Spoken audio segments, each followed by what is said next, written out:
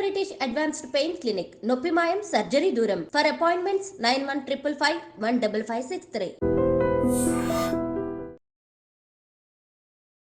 నమస్తే, welcome to I dream social spotlight with కవిత.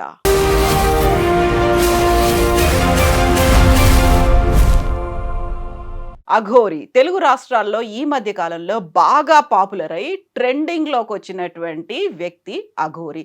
అఘోరికి భద్రత కల్పించాలి అంటూ పోలీసుల్ని ఆన్లైన్లో దరఖాస్తు చేసుకున్నటువంటి వకీల్ సాబ్ ప్రస్తుతం మనతో పాటుగా ఉన్నారు. అసలు అఘోరికి ప్రమాదం ఏమైనా పొంచి ఉందా? తనతోనే మాట్లాడదాం. మనతో పాటుగా ఉన్నారు ప్రముఖ అడ్వకేట్ సాయి కృష్ణ ఆజాద్ గారు. ఆజాద్ గారు నమస్తే అండి. నమస్తే అండి. సో అఘోరి అనగానే ఈ మధ్య కాలంలో చేస్తున్నటువంటి ఒక హల్చల్ కావచ్చు, తన చుట్టూ ఉన్నటువంటి జనాలు ఇవన్నీ చూసిన తర్వాత సడన్ గా మీరు తనకి ఒక ప్రాణహాని ఉంది అంటున్నారా, లేకుంటే రక్షణ కల్పించాలి అంటున్నారా? ప్రమాదం ఏమైనా ఉందా? ఎందుకని తనకి రక్షణ కల్పించాల్సిన అవసరం ఉంది? పోలీసుల దాకా ఎందుకు వెళ్ళారు మీరు?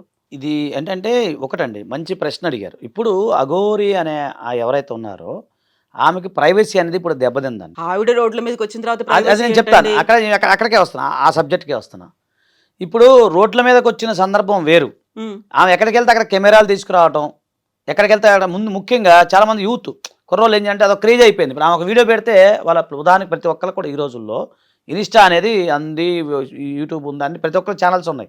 వీళ్ళు ఏం చేస్తారు, ఆమెతో సెల్ఫీ దిగి ఒక వీడియో చేసి పెట్టేస్తే లక్షల్లో పోతున్నారు వ్యూస్. అట్లా ఎగబడుతున్నారు పిల్లలు. అదే ఒకటి. రెండోది, మీకు నక్కపల్లి ఘటన ఏదైతే జరిగిందో, నక్కపల్లి మీద అక్కడ ఆ టోల్ గేట్ ఘటన ఒకటి జరిగినప్పుడు ఆమెకి అక్కడ కొంతమంది ఆమె మీద, అంటే ఆమె చెప్పింది, దాడి చేయటం అన్నీ చెప్పారనమాట. సో ఇదే కాకుండా ప్రైవసీ అనేది ఉంటుంది కదా మేడం, రైట్ టు ప్రైవసీ అనేది ఒకటి ఉంటుంది. ఆ రైట్ టు ప్రైవసీ కింద ఎవరైతే ఏదైతే ఉందో ఆమె తిరిగే హక్కు అయితే ఆమెకు ఉంది. కాకపోతే కొంతమంది ఆకతాయిలు కానీ అందరూ ఒకలాగా ఉండరు కదా మేడం. ఇప్పుడు ఆమె నేమ్ ఫేమ్ వచ్చింది, ఇప్పుడు అక్కడికి వెళ్ళినప్పుడు అందరూ ఒకలాగా ఉండరు కదా. సమాజంలో మంచోళ్ళు ఉంటారు, చెడ్డోళ్ళు ఉంటారు, అన్ని రకాల వాళ్ళు ఉంటారు. కొంతమంది వేరే రకంగా ఎగబడటం, మన భాషలో చెప్పండి ఎగబడటం, అలాగే ఇంకేదన్నా అనివార్య కారణాల వల్ల ఆమెకి ఏదైనా ఇబ్బంది అవుద్ది అనే ఉద్దేశంతో నేను డీజీపీ గారికి లెటర్ రాశానండి.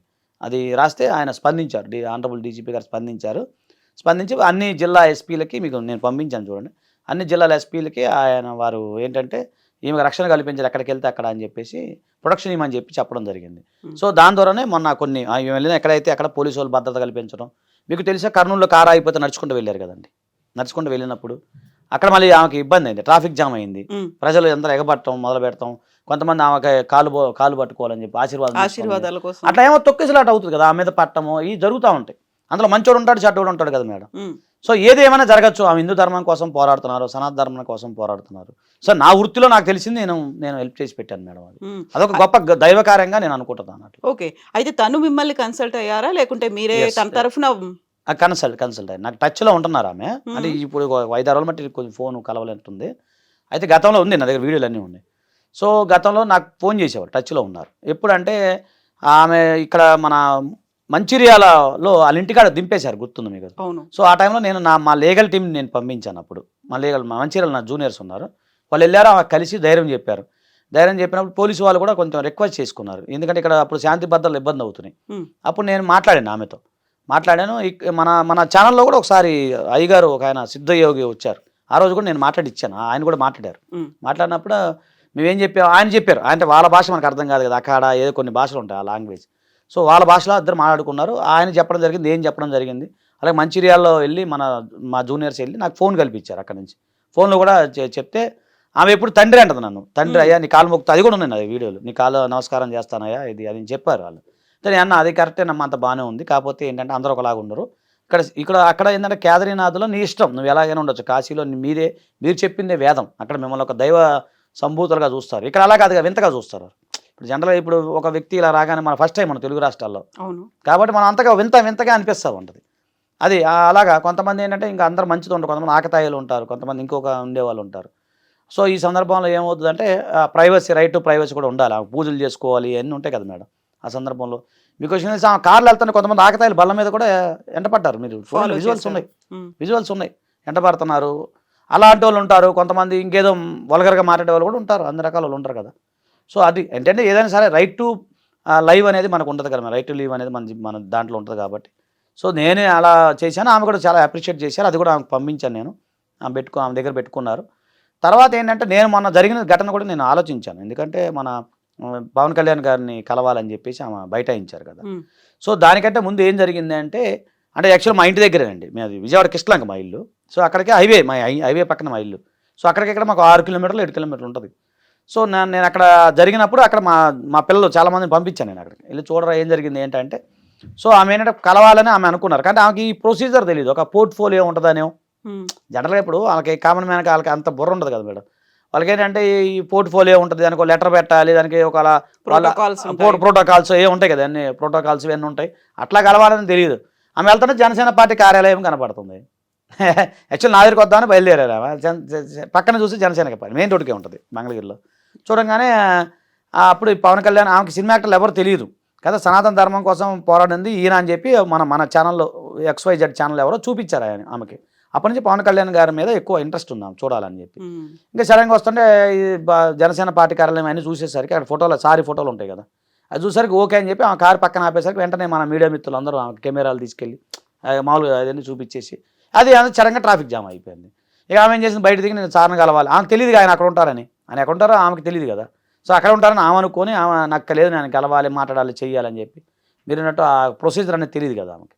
అది కొంచెం ఇబ్బందిగా పరిగణించింది. అయితే ఇక్కడ మీరు అన్నారు రైట్ టు లివ్, ఆమె జీవించే హక్కు ఎంత ఉంటుందో ప్రైవసీ హక్కు అంత ఉంటుంది అనుకున్నప్పుడు, ఇప్పుడు అక్కడ హిమాలయాల్లో ఉండి సాధన చేసుకుంటూ ఉండేవాళ్ళు, సనాతన ధర్మం కోసం లేకుంటే హిందూ మతం కోసం, ధర్మం వీటన్నిటి కోసం పాటుపడుతుండేవాళ్ళు, సడన్గా ఈ అఘోరీలు నాగసాధులు ఇంత బయటకు వచ్చేసి ఇంత హడావిడి చేసి ఇంత మీటింగ్లు ఇంటర్వ్యూలు ఇచ్చి ఇవన్నీ చేసింది ఎవరు లేదు కదా. చేసిందంతా ఈ మధ్య కాలంలో కనిపిస్తుంది కేవలం అఘోరీ మాత్రమే కదా. సో తన ప్రైవసీకి తనే బ్రీచ్ చేసుకొని బయటకు వచ్చినట్టు అనిపించలేదా మీకు? రైట్, మీకు అది చెప్తాను. ఇది ముఖ్యంగా అందరూ తెలుసుకోవాలి మేడం. ఆమె ఈ రోజు కొత్తగా రాలేదు మేడం.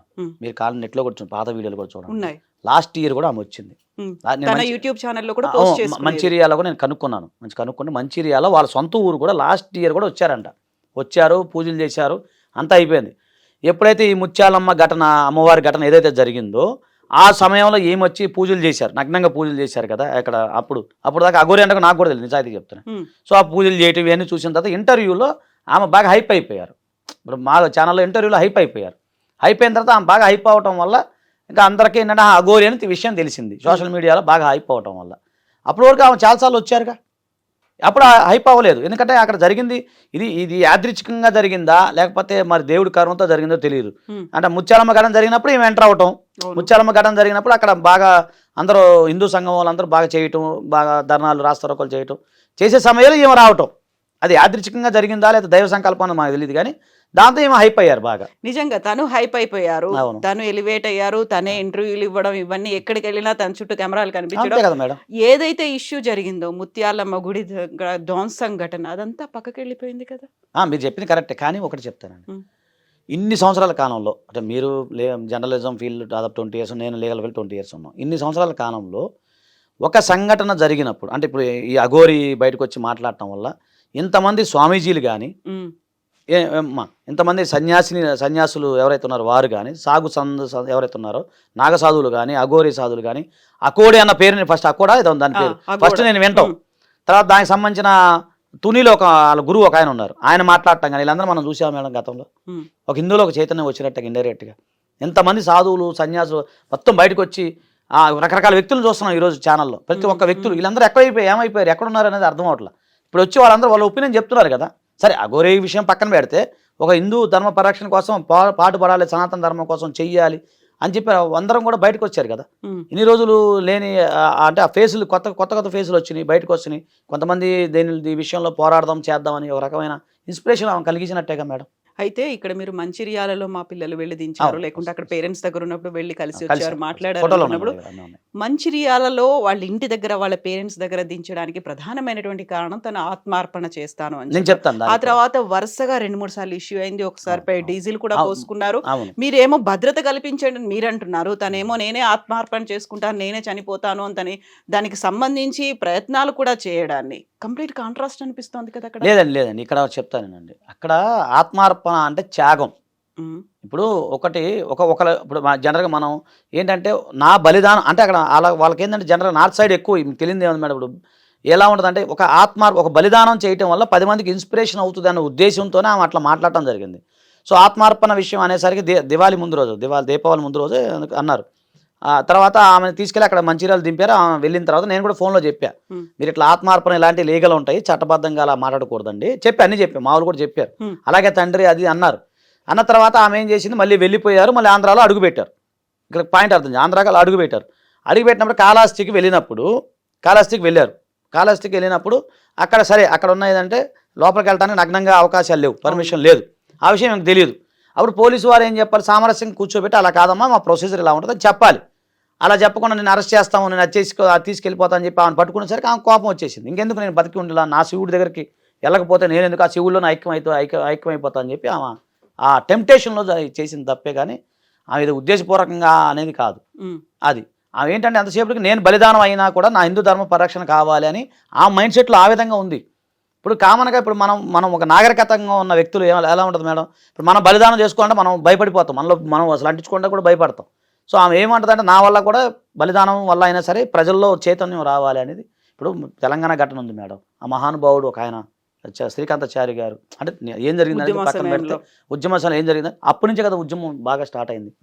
అయితే అంటే నేను అనేది ఏంటంటే అలాంటి ఉద్దేశం అనేది నాకు నేను అడిగినప్పుడు చెప్పిన ఆమె అట్లా చెప్పారు నాకు. సో తను ఇంటర్వ్యూలో ఇచ్చినప్పుడు కూడా ఆ టైంలో తను బయటికి వచ్చిందే మీడియా ముందు కనిపించిందే ముత్యాలమ్మ గుడి ఘటనకి సంబంధించి కనిపిస్తే అందరూ తన వ్యక్తిగత విషయాలు లేకుంటే పర్సనల్ విషయాలు ఇంక్లూడింగ్ ప్రైవేట్గా మాట్లాడుకునేటువంటి విషయాలు కూడా అవన్నీ అడగడం, తను కూడా మొహమాటం లేకుండా మాట్లాడడం, అవే ట్రెండింగ్లోకి వెళ్ళడం, వాటినే థంబ్నెయిల్స్గా పెట్టడం, దానికి సంబంధించి కంటిన్యూస్గా ఫాలోఅప్లు, డెవలప్మెంట్లు, ఇంటర్వ్యూస్ ఇవన్నీ అయ్యాయి కదా.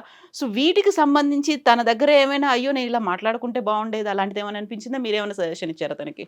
రైట్, అప్పుడు నాకు తెలియదండి. నేను మళ్ళీ మీకు చెప్తాను నిజాయితీగా, మీరు చెప్పినట్టు అంటే అప్పుడు ప్రైవసీలో కొన్ని ఛానల్ చూసాం, మీకు పీరియడ్స్ వస్తుందా ఇవన్నీ అడిగారు. అసలు అడగకుండా ప్రశ్నలు అవి, అసలు అడగకూడదు, ఒక అగౌరవాన్ని అడిగే ప్రశ్నలు కావవి.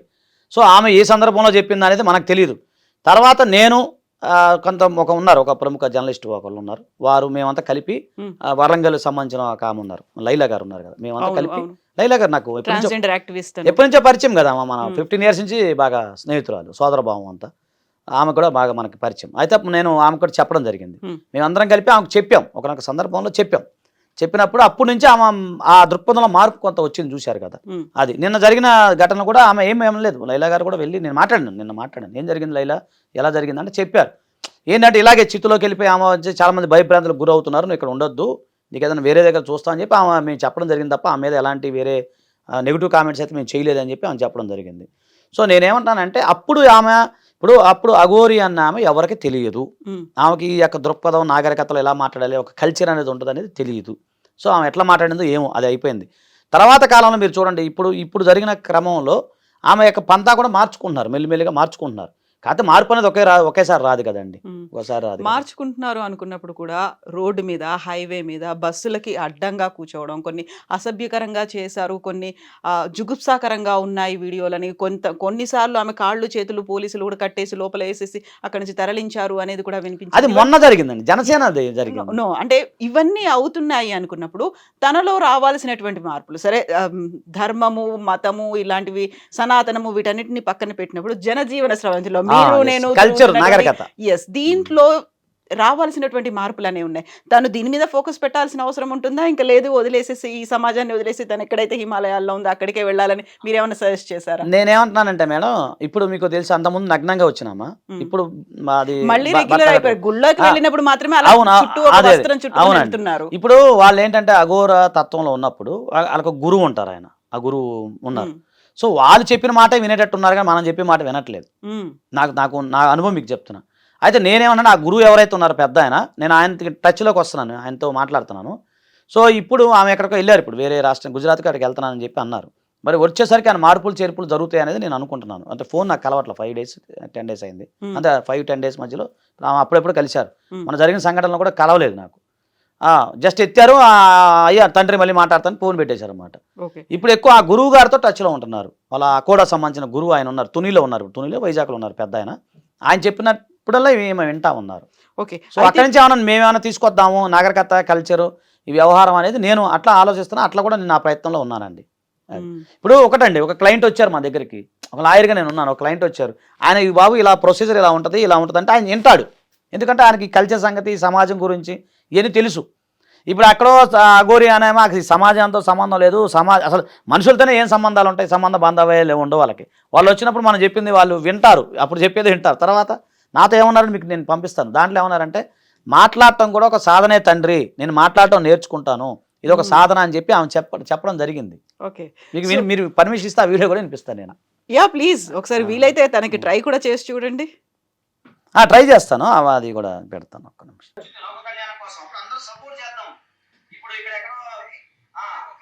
చెప్పండి చెప్పండి.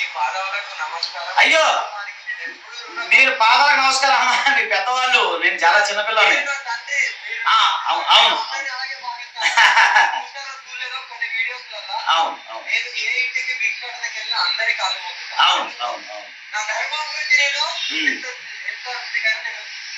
అవును అవును అవును అవును అవును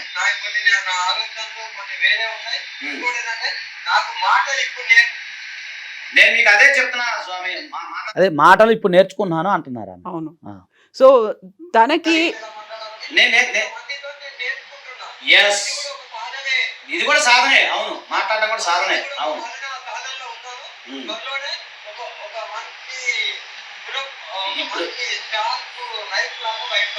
నేను అదే చెప్తున్నా, అదే మాతాజీ నేను ఏం చెప్తున్నానంటే, మీరు అక్కడ కామన్గా ఒక మానవ మృగాలు ఉన్నాయి ఇక్కడ.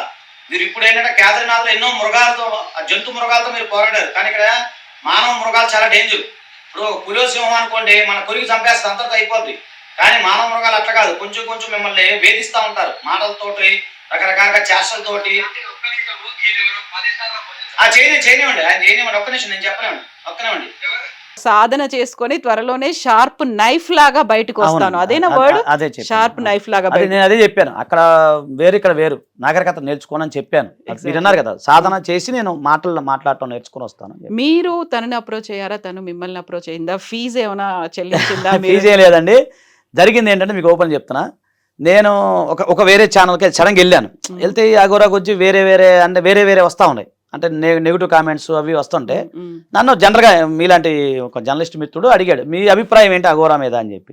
నేను చెప్పాను, హిందూ ధర్మం కోసం వస్తున్నారు, ఎంతోమంది దేశంలో ఎన్నో స్కాములు జరుగుతూ ఉన్నాయి, ఆమె చేసిన తప్పేంటి అని చెప్పి నేను కొన్ని క్వశ్చన్లు, కొన్ని లాజిక్గా, అంటే మనకు కూడా కొంచెం జర్నలిజం నాలెడ్జ్ ఉంది కాబట్టి కొన్ని లాజిక్గా నేను ప్రశ్నలు అడగటం, కొంత అది కన్వర్సేషన్ బాగా జరిగింది ఒక ఛానల్లో. సో అది నేను వచ్చేసాను. తర్వాత 2 days తర్వాత ట్రెండింగ్ అయిపోయింది. అది ఆమెకి ఎవరో షేర్ చేశారు, నీకు ఇట్లా ఫస్ట్ అసలు మాట్లాడింది పాజిటివ్గా నేనే మాట్లాడాను, ఇలా ఎవరో ఇట్లా మాట్లాడారు అనగానే అప్పుడు నా నెంబర్ తీసుకుని ఆమె నాకు ఫోన్ చేయడం జరిగింది అనమాట. జరిగినప్పుడు నేను షాక్ అయినా. తర్వాత నేను మాట్లాడాను, అప్పుడు తండ్రి నేను ఇట్లా అఘోరా అంటే చెప్పండి అమ్మా ఏంటి సంగతి. అప్పుడు అలాగే మాట్లాడుకున్న కన్వర్సేషన్ స్టార్ట్ అయిందండి మా మధ్య, అది జరిగింది. సో ఇప్పుడు మళ్ళీ తను వెళ్ళారు, అక్కడ తపస్సు చేసుకుంటారా, అక్కడ నుంచి మళ్ళీ రిటర్న్ తను చెప్పినట్టుగా షార్ప్ నైఫ్ లాగా తయారై ఇక్కడికి వస్తారా, మళ్ళీ అలాంటి పోరాటాలు, అలాంటి ధర్మం కోసం యుద్ధాలు ఇలాంటివన్నీ కంటిన్యూ అవుతాయా? అంటే ఒకటండి, ఇప్పుడు నాకు టచ్లో రాలేదు. నా ప్లాన్ ఏంటంటే, ఇప్పుడు నేను చెప్పింది ఆమె వింటున్నారు, కానీ అంతతో మళ్ళీ మర్చిపోతున్నారు ఏంటో నాకు తెలియదు. సో నేనంటే వాళ్ళ గురువు ఎవరైతే ఉన్నారో, ఇప్పుడు ఆయన వైజాగ్లో ఉన్నట్టున్నారు పెద్ద ఆయన, ఆ సార్తో నేను, ఆ అయ్యగారితో నేను మాట్లాడుతున్నాను. అంటే ఆయన కొంచెం బిజీగా ఉన్నారు ఏదో హోమాల్లో, ఆయనతో మాట్లాడి అక్కడి నుంచి నేను చెప్పించేటట్టుగా ప్లాన్ చేద్దాం అనుకుంటున్నాను. అలా కాశీలో కూడా మన అడ్వకేట్స్ ఉన్నారు కొంతమంది, నేను వాళ్ళకు కూడా చెప్పేసి అక్కడి నుంచి ఏమన్నా గురువు ద్వారా చెప్పించేటట్టుగా ఏమన్నా కొంచెం మార్పులు చేర్పులు చేద్దాం అనేది నేను అనుకుంటున్నాను. ఇప్పుడు మీరు అన్నటువంటి రక్షణ, ఒక సెక్యూరిటీ అనేది ఆ లిమిటెడ్ పీరియడ్ వరకైనా, మళ్ళీ తను రిటర్న్ వచ్చిన తర్వాత కూడా అది అలా ఉండదు కదా మేడం, సెక్యూరిటీ ఉండదు, మళ్ళీ దాన్ని రెన్యువల్ చేయాల్సిన అవసరం లేదు కదా. ఆ పోలీసు వాళ్ళు చెప్పారు కదా, చెప్పినప్పుడు ఆటోమేటిక్గా రక్షణ ఇస్తారండి, ఆటోమేటిక్ మనకున్న రైట్ టు లీవ్ కదా మేడం, అదే ఉంటుంది. కాకపోతే ఏంటంటే ఆమె కొంచెం మార్పులు చేర్పులు జరగాలి ఆమెలో, నేను అదే కోరుకుంటున్నాను. ఇప్పుడు మీరు ఒకటండి, మనం చెప్పినట్టు ఒక లక్ష్యం మంచిదైంది, మనం చెప్తారు పెద్దలు, నీ లక్ష్యం మంచిదే, కానీ లక్ష్యాన్ని చేరే మార్గం కూడా మంచిదై ఉండాలి కదా, అక్కడ కొంచెం లోపం జరుగుతుంది. తను ఏ మార్గాన్ని ఎంచుకుంది అనేది తెలియాలి మేడం. ఒక 5 days తర్వాత మళ్ళీ మనం ఫ్రెష్గా చేద్దాం, సరే లైవే మాట్లాడదాం. ఇప్పుడు ఫోన్ ఎత్తట్లా, జర్నీలో ఉన్నట్టున్నారు, మళ్ళీ నేను ఒకసారి పర్మిషన్ తీసుకొని మళ్ళీ ఒకసారి మన మిత్రులందరికీ తెలియాలి కదా. సో స్పీకర్ ఫోన్ ఆన్ చేసి మొత్తం ఆమె ఏం చెప్పిద్దాం, ఆమె వర్షన్ ఏంటి, అసలు ఆమె మైండ్ సెట్ ఏంటంటే మీరు కొన్ని ప్రశ్నలు అడగండి, ఖచ్చితంగా ఆమె చెప్తారు, దాన్ని బట్టి మనం ముందుకు వెళ్దాం. ఒకవేళ వస్తే, రాకపోతే మనం ఏం చేయలేం, శివార్పణం అనుకుంటాం అంతే.